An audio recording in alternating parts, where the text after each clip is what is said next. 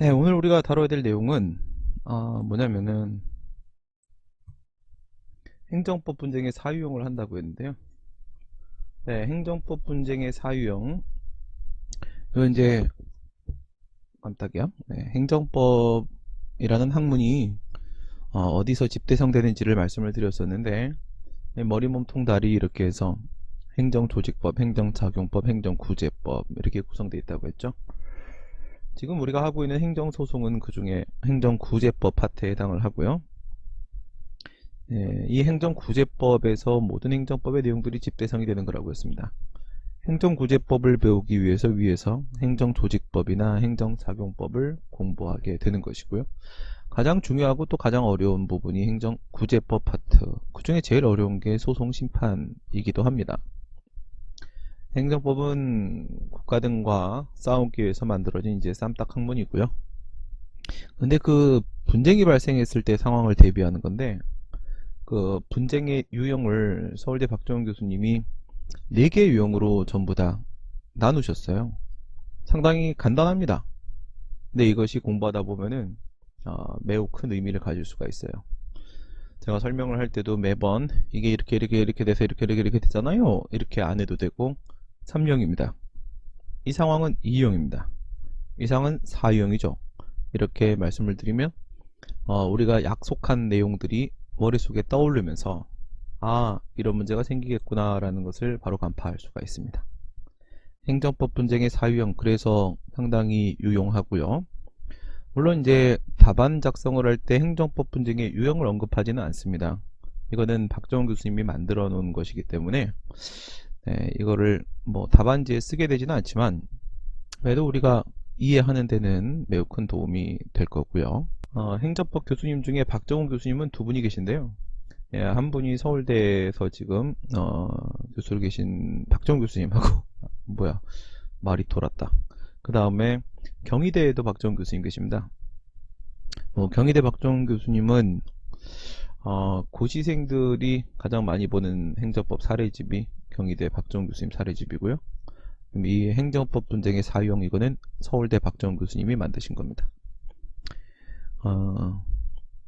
서울대 박정훈 교수님에 대해서 간단하게 소개를 해드리면은 지금 현직 교수님이시고요.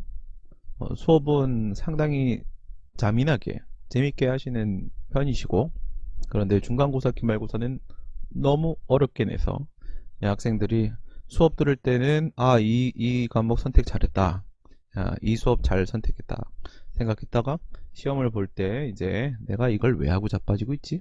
이런 생각을 들게 하시는 그런 스타일이시고요. 행정법 교수님들 중에는 천재과들이 많으신데, 천재과 중에 한 분이십니다. 동국대 최정일 교수님 이런 분들도 천재과시고, 저희 학교에 돌아가셨지만 고 유지태 교수님 천재과시고, 서울대 박정훈 교수님 천재과로 분류됩니다. 신림동 고시촌에 노무사나 이런 자격사들이 있기 전에 사시나 행시 강의만 하던 시절이 있죠. 태학관, 춘추관 이런 거가 있던 시절입니다. 그때 서울대 박정훈 교수님이 유학을 가려고 유학비를 벌러 잠시 고시촌으로 내려오시죠. 강의를 시작하셨는데 강의력이 엄청나시거든요. 그래서 엄청난 강의력으로 아예 수험가를 쓸어버리셨는데, 그러면 이제 회사에서는 어떻게 하냐, 붙잡으려고 하거든요. 돈이 되잖아, 그쵸? 근데 딱 유학비를 버시고 나서 탈탈 털고 그냥 바로 유학을 떠나십니다. 상당히 영웅적인 그런 히스토리를 많이 가지고 계신 분이시기도 합니다. 행정법 분쟁의 사유형. 항상 저는 수업을 시작하기 전에 사유형부터 먼저 소개를 하고 시작을 합니다. 보시면은 1유형이 있죠. 그 다음에 2유형이 있습니다. 필기노트 내용이죠. 그리고 3유형, 그리고 4유형, 여기까지 해서 끝. 내용 자체는 상당히 간단합니다. 1유형에서 오른쪽에는 지금 행정심판이 나오고 있어요. 행정심판은 나중에 배워야 알 수 있는 부분이기 때문에 우선 보류하고, 왼쪽에 있는 소송에 집중을 하도록 하겠습니다. 노무사랑 카페 학습자료실 게시판에 보면 네, 우선 간단히 위 내용으로 정리하시면 되며 아래는 서울대 박정희 교수님 사유에 관한 논문을 정리한 내용입니다. 행정법의 체계적 이해를 위한 세계의 방법론적 범주, 이런 논문이었었어요. 그거를 제가 그대로 다 올려놨습니다. 이렇게 올려놨어요. 네. 길고 좀 어렵고 좀 복잡해 보이죠? 맨 끝에 여기 로마자 4번에 보니까 행정법 분쟁의 4가지 유형, 이런 내용이 나와요. 네, 그러면서 아라비아 1번에 대상적 격과 원고적 격, 4가지 유형, 이렇게 해서 1, 2, 3, 4 유형. 이거 제가 정리한 거 맞네요. 네, 1유형, 2유형, 3유형, 4유형. 네, 길다. 방법론적 의의. 그리고 맨 밑에는 제가 좀 다양한 측면에서 교수님 논문을 분석해서 이렇게 정리를 해놓기도 했어요. 궁금하신 분들은 찾아가서 보시기 바랍니다. 네, 궁금하신 분들은 노무사랑 카페에 이게 교수님 논문을 제가 다시 한번 정리를 한 거예요. 근데도 길죠. 네, 이렇게 올려놨고요. 쭉 올려놨고, 필요하신 분들은 보시고요. 사실 좀 내용이 어렵습니다. 내용이 어렵고 처음 공부할 때 볼만한 내용은 아니고요. 지금 우리 필기노트에 있는 내용 이렇게만 아시면 됩니다. 그래서 소개는 해드렸습니다. 제 카페에 가시면은 그 내용이 올라가 있습니다. 네, 논문 내용 소개해드렸고, 그리고 오늘은 사유형에 대해서 간단히 설명을 드리고 나서 행정소송 절차를 이후에 어떤 것들을 공부하게 되는지 그 학습 내용을 전체적으로 간단히 개관을 좀 하는 시간을 갖도록 하겠습니다. 네, 영상 제목에 사유형과 전체 개관 이렇게 되어 있죠. 네, 행정소송을 전체 개관하는 시간을 좀 갖도록 하겠고요. 네, 사유형 내용을 볼게요. 내용을 보시면은 항고소송을 중심으로 보게 되는데, 항고소송은 권력적 공법관계에서의 분쟁 해결 방법이라고 했었죠. 그러니까 국가 등이 국민보다 우월적 지위에 서 있는 상태입니다. 저항한다. 이렇게 해서 항고소송이라고 말씀을 드렸고요. 소송의 종류는 3가지가 있었는데요. 취소소송하고 무효등 확인 소송하고 부작위 위협 확인 소송하고 이렇게 3가지가 있었습니다. 이때 먼저 간단하게 비교하면 취소소송이나 무효등 확인 소송은 행정청이 어떤 행위를 한 거죠. 자귀행위를 하고 나서 문제가 생긴 것이고요. 부작위 위협 항의 소송은 이름 그대로 아무것도 안 해줘서 문제가 되는 겁니다. 부작위를 하고 있어서 문제가 되는 상황이다. 한쪽은 자귀, 한쪽은 부작위. 취소소송과 무효등 확인 소송은 그 위법성의 정도가 차이가 날 뿐 둘 다 자귀 행위가 문제가 되고 있는 것이고, 부작위 위협 항의 소송은 이름 그대로 부작위 행위가 문제가 되는 상황입니다. 1유형은요, 조세부가 처분을 생각하시면 돼요. 조세부가 처분, 과세처분이죠. 세금을 부과하는 처분이 나왔습니다. 그런데 세금 부과가 잘못됐더라 이거죠. 세금을 부과하는 처분은 보시다시피 침익적인 처분입니다. 이런 걸 이제 적극적 불이익 처분이라고도 하는데요.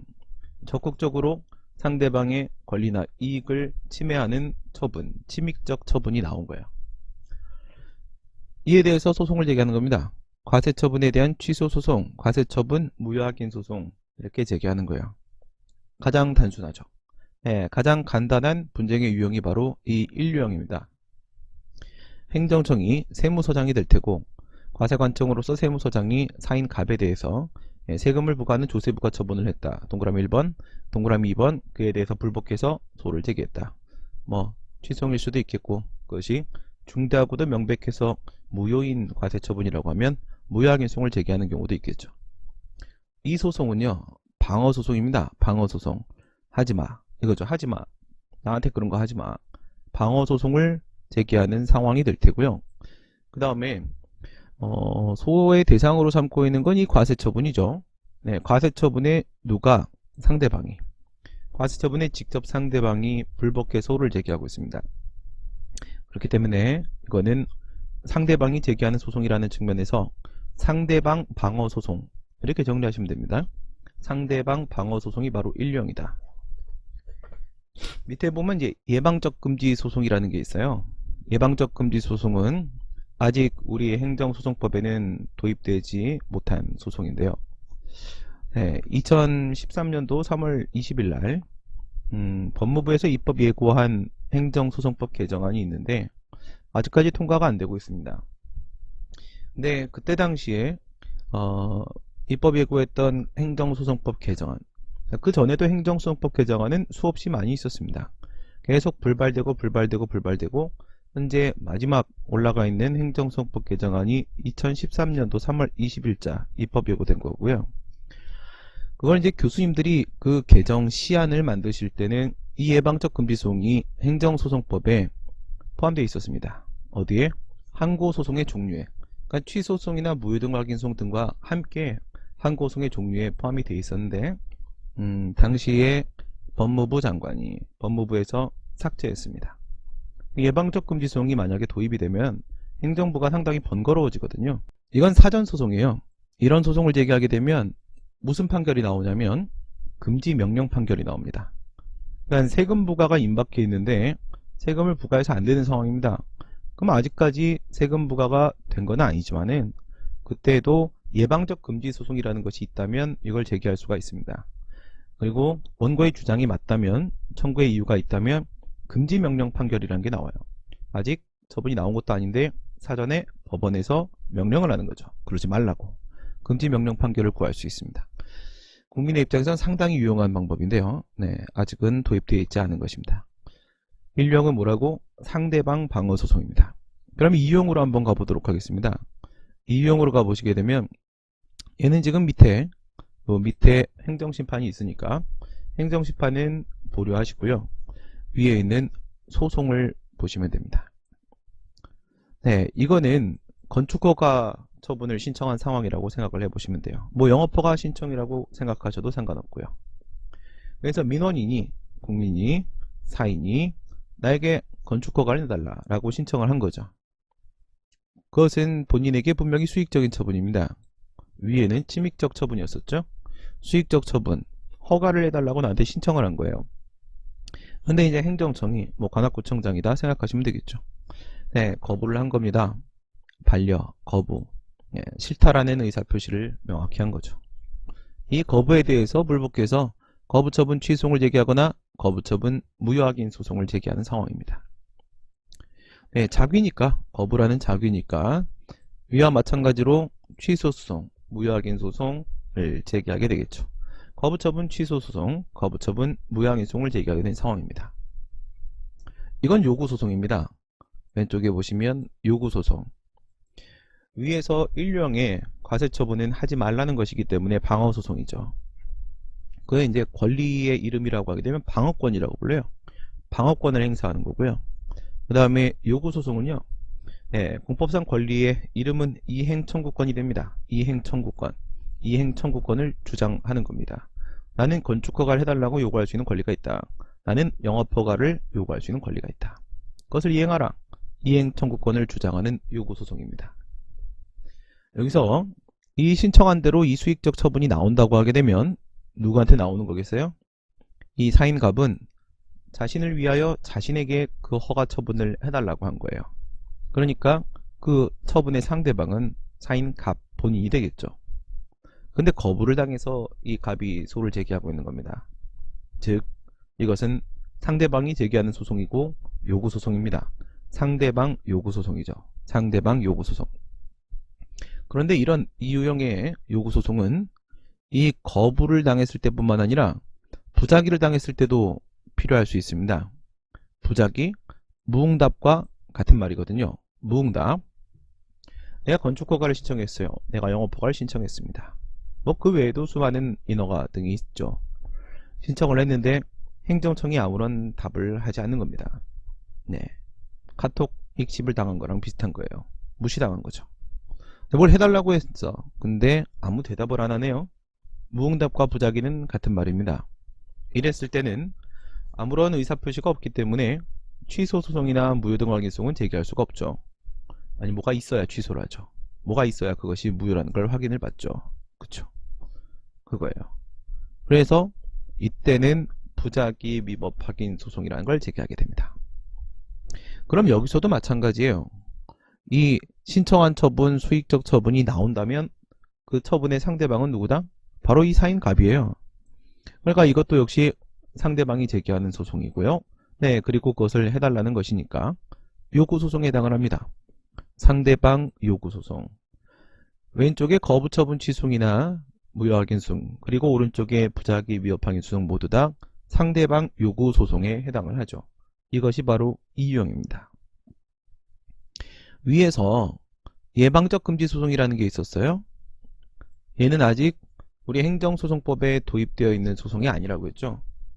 행정소송법이 그 소송에 이름을 붙여줘야 되는데 이름을 붙여주지 않았기 때문에, 그래서 이런 걸 무명항고소송이라고도 하고, 또는 현재 법에 정해진 소송의 형식이 아니라는 이유에서 법정 외 항고소송 또는 비법정 항고소송이라고도 합니다. 이제 제일 많이 쓰는 이름은 무명항고소송이에요. 행정소송법이, 현행 행정소송법이 붙여준 이름이 없다는 뜻입니다. 무명항고소송. 무명항고소송의 대표 선수는 두 명인데, 저 예방적 금지소송과 이 의무이행소송입니다. 여기에는 무명항고소송으로 현행 행정소송법상 인정되지 못하고 있는 소송으로 의무이행소송에 관한 논의가 나옵니다. 위에 예방적 금지소송은요, 무엇을 구하는 거라고 했죠? 금지 명령 판결을 구하는 거라고 했죠. 나한테 세금 부과가 임박해 있습니다. 세금 부과하지 말라고 해주세요. 금지 명령 판결을 구하는 소송이었습니다. 이 의무이행 소송은요, 원고의 주장이 이유가 있어서 그 청구가 받아들여지게 되면은 여기선 이행명령 판결이라는 게 나옵니다. 예방적 금지 소송은 금지 명령 판결이라는 것이 나오게 되고, 의무이행 소송은 그것이 인용되었을 때 이행명령 판결이라는 것이 나오게 된다. 네, 이것이 바로 이 유형입니다. 상대방 요구 소송. 거부당하는 경우도 있고요. 명시적으로 싫다고 말하는 경우도 있고, 그렇지 않고 그냥 무시해버리는 경우도 있는데, 그때마다 제기하는 소송의 형식이 달라지더라. 이제 3령으로 갑니다. 3령으로 가는데 3부터가 이제 살짝 좀 복잡해지기 시작합니다. 3령은요, 여러분들 경원자 관계를 전제로 해서 생각을 하시면 좀 편합니다. 경원자 관계. 경원자 관계라는 건 뭐냐면 경쟁적으로 원하는 관계를 말합니다. 경쟁적으로 원하는 관계. 가장 문제로 많이 출제됩니다. 주관식이든 객관식이든. 그러니까 관할구역 내에 한 명의 사업자만 선정을 하기로 했어요. 그런데 갑하고 을하고 나에게 허가를 달라고 신청을 한 거죠. 내가 그 사업을 하겠다고 신청을 했습니다. 이때 을한테 허가 처분을 내주게 되는 거예요. 을한테. 그러면 관할구역 내에서 한 명의 사업자만 인정이 될 수 있다고 하게 되면 일방에 대한 허가는 타방에 대한 불허가, 거부로 연결될 수밖에 없겠죠. 이건 필연적인 관계가 될 겁니다. 이처럼 서로 양립할 수 없는 배타적인 상호관계, 그런 걸 우리가 경원자 관계라고 합니다. 한 명만 인정할 건데 두 명이 신청하죠. 이때 이 행정청이 갑하고 을이 둘 다 허가를 신청했는데 누구한테? 을에게. 을에게 그 허가 처분을 내준 거예요. 이랬을 때 갑은요, 을에게 행해진, 을에게 나온 허가 처분을 취소해달라고 소를 제기하게 되는 겁니다. 행정청은 누구한테 허가를 내줬다고? 을한테 내줬다고. 그리고 갑은 을을 몰아내기 위해 을에 대해서 행해진, 을에게 나온 허가 처분 취소 소송 또는 무효확인소송을 제기하게 된 상황이에요. 그러면 이것도 역시 소를 제기하는 원고 갑의 입장에서 생각을 해보시게 되면 그렇게 하지 말라는 거잖아. 그렇게 하지 말라는 거니까 방어소송에 해당을 할 겁니다.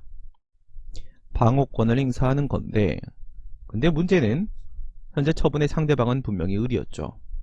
처분의 상대방은 을인데 소를 제기하는 원고는 바로 처분의 제3자인 갑이 되고 있어요. 처분의 제3자가 제기하는 소송이다. 그리고 이것은 방어소송이다. 라는 측면에서 제3자 방어소송이라고 부르게 됩니다. 제3자 방어소송. 주관식 시험 같은 경우에는 답안지에서, 물론 객관식 시험에서도 행정법 분쟁의 몇 유형, 몇 유형, 몇 유형 이런 표현 나오지 않습니다. 이건 서울대 박정훈 교수님이 사용하는 기준이기 때문에 공식적인 기준은 아닙니다. 모두가 공공연하게 기준 삼고 있긴 하지만 공식적인 건 아니기 때문에 문제에서 이런 행정법 분쟁의 1, 2, 3, 4 유형이라는 표현이 나오진 않고요. 그리고 주관식 시험의 경우에는 답안지에다가 행정법 분쟁의 1유형, 2유형, 3유형, 4유형이라는 표현을 쓰면 안 됩니다. 그렇지만 우리 머릿속에서는 상당히 중요한 기준이 돼주고 있죠. 네, 이거는 제3자 방어 소송인데, 주관식 시험에서 답안지에 이런 상황을 쓰려고 하면 제3자 방어 소송이라고 써주시면 됩니다. 머릿속으로 행정법 분쟁의 3유형을 떠올리고 손으로 쓸 때는 제3자 방어 소송이다, 이렇게 쓰면 누구나 다 알아듣습니다. 네, 3유형은 제3자 방어 소송이었네요. 이제 마지막 4유형입니다. 위에 2유형과 마찬가지로 거부와 부작위의 상황이 존재할 수 있기 때문에 그래서 칸이 4개가 등장했어요. 위와 마찬가지로 이 밑에 얘네들은 행정심판입니다. 그래서 행정심판은 보류하고 위에 있는 소송으로 집중하면 되겠죠. 네, 2유형의 경우와 마찬가지죠. 왼쪽은 거부된 경우고요. 오른쪽은 부작위, 무응답이 나온 상황이었어요. 그럼 뭔가 지금 화살표가 좀 많아졌어요. 뭔가 좀 복잡해졌네요. 이건 어떤 상황이냐면 또 가장 많이 출제된 문제들 중에 하나가 개선명령 발동 사건이거든요. 대기환경보전법이라는 게 있고요. 물환경보전법이라는 게 있습니다. 그러니까 대기와 수질의 환경을 보호하려고 하는 법이죠. 대기환경보전법, 물환경보전법이라는 게 있어요. 근데 그 법들에는요, 배출 허용 기준을 정하고 있거든요. 그러니까 너무 오염물질을 많이 배출하면 안 될 거잖아. 그래서 배출 허용 기준을 정하고 있는데 그 배출 허용 기준을 초과해서 공장에서 오염물질을 배출하고 있는 겁니다.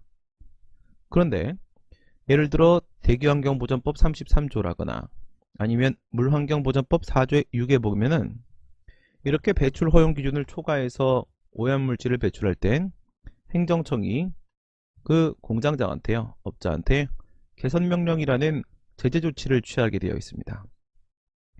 이렇게 시정하라고 명령을 하는 것이죠. 근데 그 행정청이 말이에요, 배출 허용기준을 초과하는 오염물질을 배출하고 있음에도 불구하고 그러한 개선명령을, 처분을 발동하지 않고 있는 거예요. 그때 인근 주민이 움직입니다. 여기에 있는 사인 을은 방금 얘기한 공장장이라고 생각을 해주세요. 오염물질을 배출하고 있는 공장장입니다. 그리고 오른쪽에 있는 사인 갑은 얘는 인근 주민이라고 생각을 해주시기 바랍니다. 네, 이 사인 갑이 뭐를 행정청한테 침익적 처분인 개선명령을 해달라고, 이 개선명령을 해달라고 화살표 가를 향하고 있죠. 해달라고 신청을 하는 거예요. 신청을 했는데 행정청이 이걸 거부한 겁니다. 그러면 어떻게 해야 돼요? 거부처분에 대해서 다퉈야 되겠죠. 네, 거부처분 취소 소송, 거부처분 무효확인 소송을 제기하게 될 거예요. 그러면 위에 요구소송이었던 2유형과 비교했을 때 어떤 차이가 있을까요? 2유형의 경우에 있어서는요, 사인갑이 자기의 이익을 위하여 자기에게 행정권을 발동해달라고 했었어요. 나한테 건축허가를 해달라는 것이고 나한테 영업허가를 해달라는 것이죠. 자기의 이익을 위하여 자기에게 행정권을 발동해달라고 했던 것이라면, 지금 이 4유형의 경우에는요, 인근주민 갑이요, 자기의 이익을 위하여 누구에게? 제3자에게, 제3자인 사인 을에게 제3자에게 행정권을 발동해달라고 요구를 하는 그런 상황입니다. 여기서 여러분들이 조심하셔야 될 점은 바로 뭐냐면, 상대방이 제기하는 소송인지 아니면 제3자가 제기하는 소송인지를 판단함에 있어서 저 소의 대상으로 삼게 되는 거부처분, 저걸 기준으로 하는 것이 아니라 내가 요구했던, 내가 원하는 그 처분이 나왔다면 나온 경우를 가정하는 겁니다. 가정적 판단을 넣어놓고요, 그 처분이 나왔다면, 여기는 개선명령이죠. 나왔다면 그 상대방과 제3자를 나누셔야 돼요. 거부 처분을 기준으로 보는 게 아니라는 거죠. 그래서 저 첫 번째 동그라미 1번에 있는 침입적 처분을 기준으로 해서 보게 되면 그 상대방은 사인 을이 되죠. 근데 소제기하는 건 누구예요? 사인 갑이죠. 원고는 갑입니다. 그러니까 처분의 제3자가 소를 제기한 상황입니다. 처분의 제3자인 갑이 소를 제기하는 것이고, 이거는 그 개선명령을 발동해 달라고 요구하는 소송이죠. 요구소송입니다. 제3자 요구소송에 해당하는 겁니다. 마지막으로 이제 부작위의 경우도 뭐 상황은 똑같아요. 이 사인갑 인근주민이 공장장을에게 배출 허용 기준을 초과하는 오염물질을 배출하고 있으니 행정청한테 제한테 개선명령을 발동해달라고 요구를 합니다. 그렇게 신청을 했는데 이번엔 거부를 하진 않았고 그냥 무시한 거죠. 무응답을 했습니다. 그랬을 때 자기행위가 없으니까 취소송이나 무효항의송을 제기할 수가 없고 부작위 위법항의송 이 소송을 제기하게 되겠죠. 역시 제3자 요구 소송에 해당을 할 겁니다. 깔끔하게 정리를 했는데, 그러면 1유형, 2유형, 3유형, 4유형을 여러분들 교재를 펴고 머릿속으로 한번 정리를 해봅니다. 정리를 해보시게 되면 1, 2, 3, 4 여기서 1, 2의 공통점과 3, 4의 공통점을 먼저 찾아보세요. 1유형과 2유형은 상대방이 제기한 소송이었었고 3유형과 4유형은 제3자가 제기하는 소송이었습니다. 다시 이번에는 1, 3, 2, 4 이렇게 공통점을 찾아보시기 바랍니다. 1, 3유형 같은 경우에는 원고가 원하지 않는 처분이 나온 것이기 때문에 방어소송에 해당했었고 2, 4유형 같은 경우에는 원고가 필요로 하는 처분을 해달라고 하는 요구소송에 해당을 했었습니다. 1, 2는 상대방 소송, 3, 4는 제3자 소송, 1, 3은 방어소송, 2, 4는 요구소송. 그러면 모으면 1유형은 상대방 방어소송, 2유형은 상대방 요구소송, 3유형은 제3자 방어소송, 4유형은 제3자 요구소송에 해당하는 겁니다. 이건 여러분들 구구단이라고 생각하고 그대로 암기를 해주시기 바랍니다. 이 상황을, 이 그림을 머릿속에 그대로 박아주시기 바랍니다. 이후에는 설명을 하면서 제가 이거는 2유형이죠. 이거는 3유형이죠. 이건 4유형이에요. 이건 제일 단순한 1유형이네요. 이렇게 설명할 겁니다. 그렇지 않고는 매번 이 상황을 다 말로 설명을 해야 되거든요. 서로 의사소통에 있어서 1, 2, 3, 4유형을 구분해 가지고 이용하는 것이 좋겠죠. 행정법 분쟁의 유형은 이 정도로 마무리하도록 하고요. 그 다음 행정소송을 잠시 개관을 좀 해보도록 하겠습니다. 우리가 지난 시간에 취소송이든 무효확인송이든 부작위협항의송이든 그리고 다른 소송들도 마찬가지로 우리 학습의 편의상 소송재판 단계와 본안재판 단계 그리고 법원 판결 단계로 구분해서 보겠다고 말씀을 드렸습니다. 이렇게 구분해서 공부하면 상당히 편합니다. 요건 제가 쓰는 방식입니다. 그리고 소송재판 단계에서는 소송요건 외에 행정소송의 한계에 관한 문제도 다루게 된다고 했고요. 그리고 본안재판 단계에서는 심리원칙 외에 소송 절차에 관한 내용도 다루게 된다고 했고요. 법원 판결 단계에서는 어떤 판결이 존재하는지 판결의 종류와 함께 그것들이 확정이 되었을 때 어떤 효력이 발생하는지 판결의 효력에 관해서 다루게 된다고 했습니다. 이 내용을 지금 눈으로 스크리닝 했죠. 내려가 보겠습니다. 지금부터 우리가 배우는 내용은 제가 보여드리는 게 전부예요. 여러분들에게 나중에 보면 결국 여기까지였구나 이렇게 큰 숲을 한번 보여드리려고 하는 겁니다. 소송재판 단계에서는 행정소송의 한계와 함께 소송요건을 다룬다고 했죠. 소송재판이고요. 행정소송의 한계를 먼저 봅니다. 여러분들에게 예를 들어드렸던 건 남북정상회담이죠. 남북정상회담 결정을 취소해달라고 소송을 제기하면 행정법원에서는요 그냥 문전박대하고 돌려보냅니다. 거절하죠. 판단할 수 없기 때문에 그래요. 그리고 이걸 통과하고 나면 그 다음에 이제 소송요건에 대한 심리를 하게 되겠죠. 행정소송의 한계, 사법심사의 한계라고도 합니다. 애시당초 처음부터 사법심사의 대상이 아니라는 거예요. 그와 같은 고도의 정치적인 작용은 말이죠. 행정소송의 한계에 해당을 하면요. 동그라미 그냥 바로 각하 판결입니다. 바로 거절하고 돌려보내버립니다. 물리직각자의 아래 하자. 집에 보낸다. 그런데 그 행정소송의 한계에 걸리지 않았잖아요. 그럼 이제 하나씩 조건을 따져보기 시작해요. 소송의 조건. 대상적격, 원고적격, 협의수익, 전치주의, 제소기간, 피고적격, 재판관할 소장도 있는데 소장은 우리가 안 배우고요. 이런 것들이 있어요. 이런 것들이 있는데 만약에 대상적격이 흠결됐다라거나 원고적격이 흠결됐다라거나 협의수익이 흠결됐다라거나 전치주의가 흠결됐다라거나 제소기간이 흠결됐다라거나 이런 식으로 소송 요건이 흠결되면 뭐 하게 됐어요? 갖추지 못하면 각하 판결하겠죠? 네, 돌려보내버립니다. 이걸 갖추게 되면 동그라미 별도의 어떤 판결이 나오는 건 아니고 본게임으로 넘어갑니다. 본안재판으로 들어간다고 했습니다. 근데 얘네들은 조금 특이해요. 얘네들은 지금은 이해하기 힘드니까 이렇게만 알아두세요. 피고, 소를 제기하는 쪽이 원고고 그 다음에 상대방 쪽, 소를 받는 쪽이 피고입니다. 소를 받는 쪽, 네, 피고를 잘못 지정해서 소제기를 한다고 하더라도 바로 거절하고 돌려보내지는 않습니다. 해결할 수 있는 방법을 찾아줍니다. 법원에서. 그리고 엉뚱한 법원에 내가 소를 제기했다. 법원을 잘못 지정했다. 예, 잘못된 집에 간 거죠. 그래도 바로 각하하고 돌려보내지 않습니다. 적법하게 재판권을 가지고 있는 법원 쪽으로 보내줘요. 그런 게 바로 관할 이송이거든요. 그러니까 얘네들은 바로 각하하진 않는다. 그 정도만 기억해 놓으시면 됩니다. 나머지는 소송 요건이 깨지면 흠결되면 각하 판결을 하게 될 테고요. 이게 소송재판에서 취소의 소송재판에서 우리가 공부하게 되는 내용의 전부입니다. 그 다음 방금 봤던 대로 소송 요건들이 있어요. 소송 요건, 소송재판에서 심리하는 이 소송 요건들이 있는데 1, 2, 3, 4, 5, 6, 7 소장 빼고 7개를 공부하게 돼요. 소장 빼고 7개를 공부하게 되는데 취소소송은요 가장 엄격합니다. 재판을 받아주는 조건이 가장 엄격해서 얘네들은 이 7개의 조건을 모두 갖춰야 됩니다.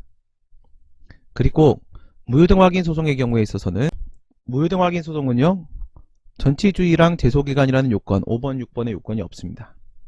5번, 6번의 요건이 없다. 그러니까 뭔가 좀 완화된 거죠. 그러니까 취소송보다 조금 더 완화된 상태. 그러니까 취소송을 제기하기 힘들어도 무효확인소송은 가능한 경우가 존재할 수 있겠네요. 그리고 부작위 위협 확인 소송은 여기가 세모예요. 세모. 그러니까 제소기간이라는 건 언제까지 소제기를 할 수 있다 이건데 언제까지라고 얘기하려면 언제부터 그 기간을 계산해야 되는지가 나와야 되겠죠. 근데 부작위 상태는 기산점이 산정이 원칙적으로 안 돼서 그 제소기간에 적용을 받지 않는 경우가 있고 또 예외적으로 적용이 되는 경우가 있고 그래서 세모가 된 거예요. 뭐 어쨌든 결론은 취소송이 가장 엄격한 요건을 필요로 한다. 물론 여기 행정소송의 한계에는 문제가 없다는 전제를 깔았습니다. 네, 다음 보시면은 이제 본안재판을 한번 들어가 볼게요. 본안재판에 들어가면 또 이렇게 7가지 내용을 배우게 됩니다. 가구제, 지난 시간에 잠깐 언급됐었죠. 가구제는 임시가짜를 쓰는 거예요. 임시적인 권리구제 수단입니다. 그러니까 소송 도중에 임시적으로 권리를 좀 보전시켜주는 그런 방법을 말하는 건데 이런 예를 한번 생각을 해보세요. 만약에 내가 영업을 하고 있는데 음식점을 하고 있습니다. 3개월 영업정지 처분을 받았어요. 그럼 내가 그 3개월 영업정지 처분에 불복해갖고 취소를 제기하겠죠. 근데 소송은 상당한 시간이 소요돼요. 그러다 보니까 소송 도중에 그 3개월이 지나버릴 수 있겠죠.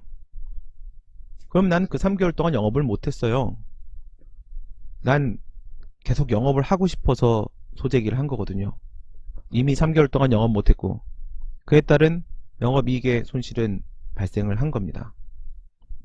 이런 일을 방지하려면 어떻게 해야 되냐면 영업정지 처분에 대한 소를 제기하면서 집행정지라는 가구제 수단을 동원해야 됩니다.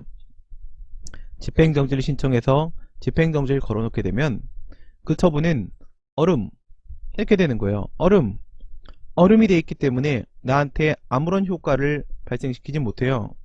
영업정지라는 것은 그 기간 동안에 영업을 해서는 안 되는 부작위, 금지 의무를 부과하는 거거든요. 그 기간 동안에 영업을 해서는 안 된다는 금지 명령을 부과하는 건데 거기다가 소를 제기하면서 가구제로 집행정지를 걸어버리게 되면 그럼 난 그 기간 동안에 영업을 그냥 할 수 있어요. 영업정지는 나오지 않은 것으로 취급받거든요. 언제까지? 소송 도중에. 이런 것들입니다. 소송에서 이긴다고 하더라도 결국은 그 소송 도중에 3개월이 지나버리게 되면 이겨봐야 소용없는 상황이 발생할 수 있거든. 그런 문제들을 해결하기 위해서 필요한 게 이런 가구제 수단이에요. 이런 내용들을 배우게 될 것이고 그 다음에 위법성 판단 기준시라는 걸 배우게 될 거예요. 언제를 기준으로 할 것이냐, 그 처분이 나한테 나왔던 날하고 그 다음에 판결이 선고되는 날하고 언제를 기준으로 해서 처분의 위법적법을 판단할 것이냐, 결과가 바뀌는 경우들이 있어요. 그 기준 시점을 어디로 볼 것인가, 이런 걸 배우게 되고 그 다음에 취소의 심리 원칙을 배우게 돼요. 우리가 잘 알고 있는 대로 우리나라 소송 같은 경우에는 당사자주의라는 게 적용이 되기 때문에 원고나 피고가 그 소송의 당사자가 주장하지 않은 사실에 대해서는 심리하지 않아요. 그러니까 법원이 알아서 위법성 탐지기를 이렇게 들고 다니면서 띠디디디디디 저기 위법 저기 위법 이렇게 찾아주지 않아요. 찾아주지 않고 내가 이래서 위법이에요 라고 말하면 그 부분에 위법이 있는지만 판단해 줄 뿐이에요. 바로 그런 게 변론주의 원칙입니다. 그 다음에 소송 참가에 관한 내용인데요. 소송 참가는 다른 사람끼리 소송을 하고 있는 중인데 그 소송의 결과에 의해서 엉뚱하게 다른 소송의 밖에 있는 제3자가 영향을 받을 때가 있어요. 앞에 행정법 분쟁의 3유형에서 배웠던 그 경원자 관계를 한번 생각해 보시게 되면 을한테 허가 처분이 나왔는데 갑이 소를 제기했죠. 을에게 행해진 허가 처분을 취소해달라고 소를 제기했어요.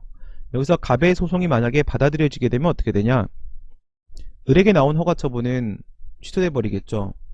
근데 이 소송의 원고하고 피고 당사자는 사인 갑과 피고는 행정청이란 말이에요. 그런데 이 소송의 밖에 있는 을에게 사업권이 사업권 박탈이라는 결과가 나오게 됩니다. 이러면 을은 갑이 제기한 소송에 참여하고 싶을 거예요. 누굴 도와주고 싶을까? 바로 피고인 행정청을 도와줘서 2대1로 싸우고 싶겠죠. 바로 이런 상황입니다. 이렇게 소송에 참가를 해야 되는 경우도 있고요. 그리고 소송을 아예 바꿔야 되는 경우도 있습니다. 위법성의 정도가 80점까지 도달해야 무효라고 했는데 60점이 되면 위법이라고 했죠. 지난 시간에 우리가 70점이 되면 어떻게 될까 얘기를 했었어요. 근데요, 그 처분이 70점 정도의 하자, 위법이 존재합니다. 처음에 실수로 무효확인송을 제기한 거죠. 무효확인송을 제기하면 80점에 도달하지 못했기 때문에 청구 기각 판결이 나오게 될 겁니다. 이때 무효확인 소송을 취소송으로 바꿔야 됩니다. 바꾸게 되면 60점만 맞으면 인용 판결이 나오기 때문에 취소송으로 바꾸는 순간 인용 판결을 받을 수 있겠죠. 뭐 이런 식으로 소를 바꾸는 경우도 있어요. 관련 청구소송의 이송과 병합이라는 거는 2개 이상의 소송을 합치는 거예요. 2개 이상의 소송을. 예를 들어 가지고 나한테 과세처분이 나왔습니다. 앞에서 행정법 분쟁의 1령으로 얘기했던 과세처분, 1000만원 과세처분이 나왔는데 난 이미 돈을 냈어요. 국가에 1000만원의 세금을 낸 상태입니다. 돈은 국가한테 가 있어요.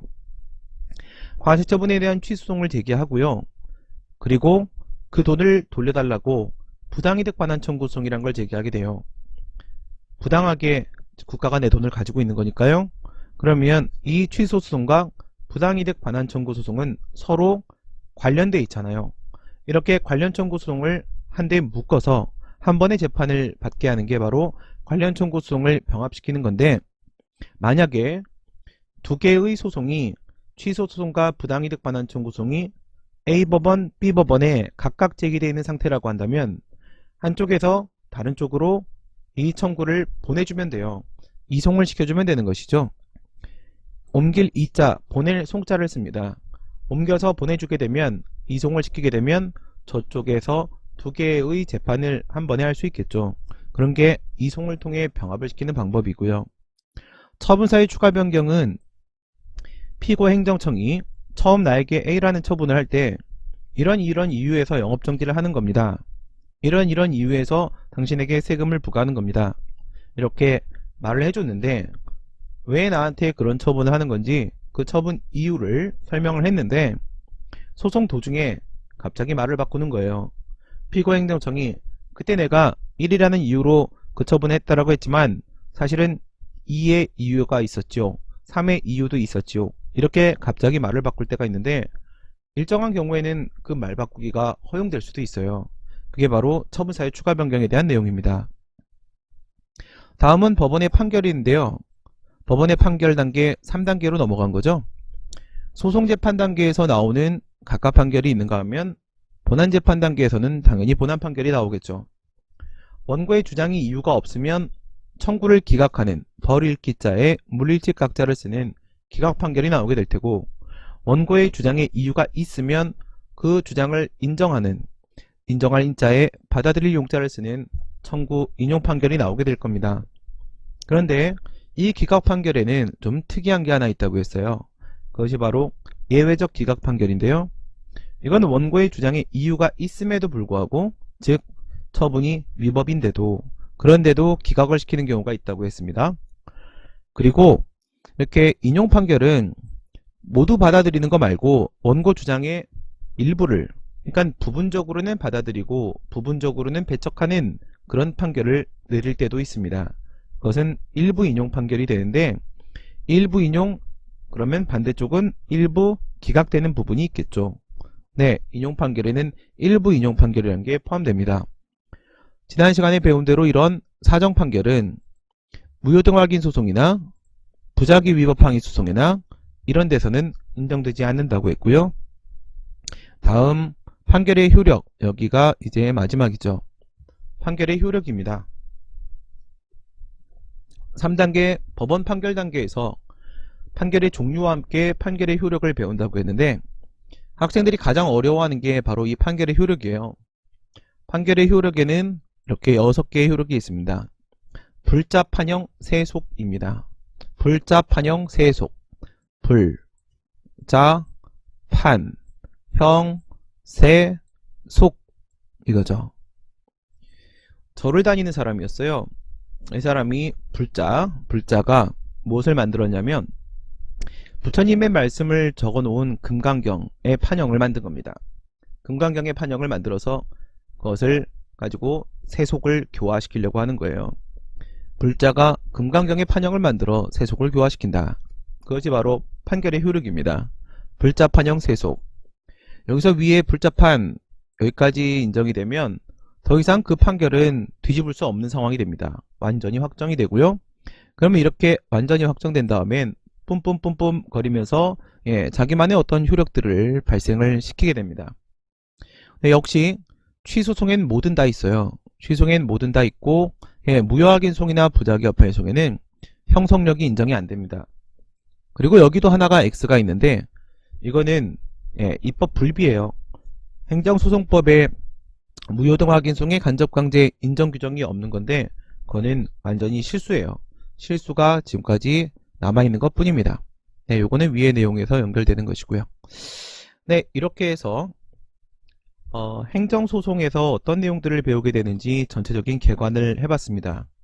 여러분 봤을 때 어떻습니까? 그렇게 많은 내용으로 보이지는 않았죠? 네, 보시다시피 이거밖에 안 돼요.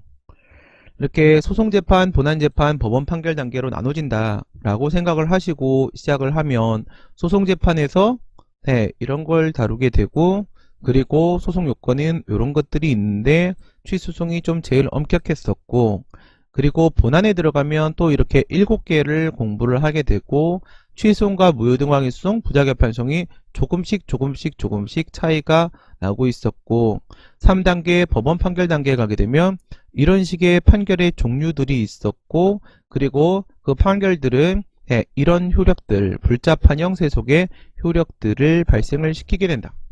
이게 전부입니다.